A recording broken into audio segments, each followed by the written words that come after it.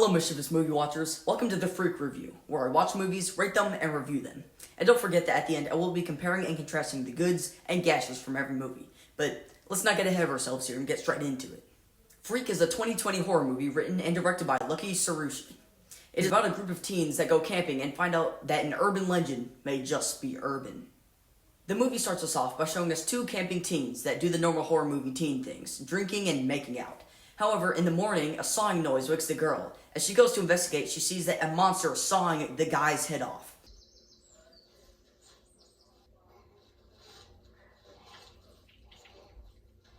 Sorry I had to censor that. YouTube just won't let me show that kind of stuff. As she tries to run away, it grabs her and cuts off her jaw.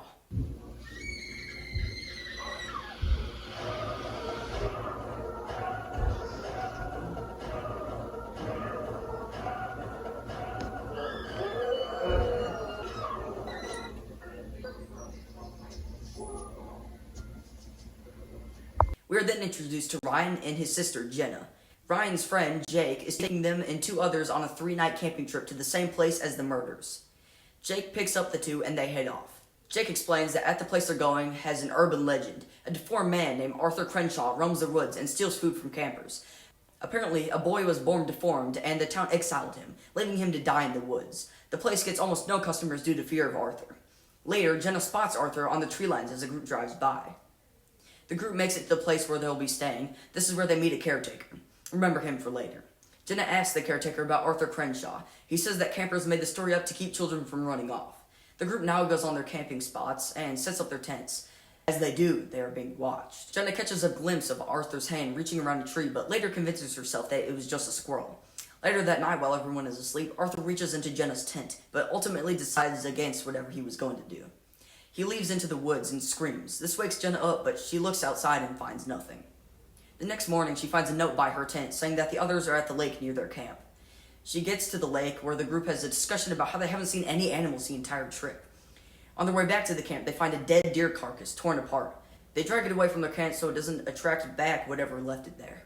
Later that night, the two extra guests with no names are arguing, when all of a sudden Arthur saws the guy's head in half. He then pushes two halves apart to show his face. Arthur then smashes the no-name girl onto a rock, killing her.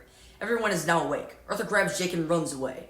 Ryan says that they need to get in the car and leave. Jenna figures out that it was Arthur who killed their friends and other campers. She also believes that there are no animals because Arthur eats them all, the same thing he does with people he kills. The kids get to the caretaker's house and to use the phone. They explain the story to him and the caretaker calls the police. Jenna asks for some water, and the caretaker tells her to get some from the tap. On her way over, she sees pictures of the caretaker, and with a heavily disfigured boy. As she flips a photo of her, she reads Arthur, age 5. She figures out what's happening, and goes to the back room where she finds Jake. He's still alive, but his, thing is cut off.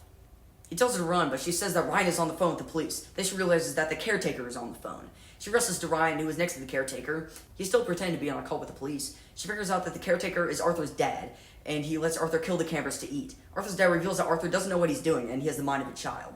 The caretaker calls Arthur as the two survivors run away. Arthur finds them as Jenna starts the car. Ryan takes a swing with his baseball bat he got from the caretaker's house. Arthur catches the bat and smashes Ryan's head onto a rock. Arthur then confronts Jenna, who is in the car. She tells him that she's sorry for others treating him like an animal, and that he has to live like this. She puts her hand on the window, and Arthur does too. The movie ends with Arthur screaming into the night. Now, time for the goods and the gashes. The goods.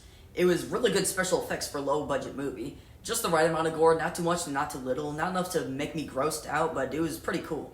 And there's a good twist in the end with the caretaker being the dad. Now, the gashes. There's no real ending. I mean, that's about it, so I gave Freak a 95%. If you like this video, I do others like Ghost and Jack Frost. This has been Movies and Mischief. Goodbye.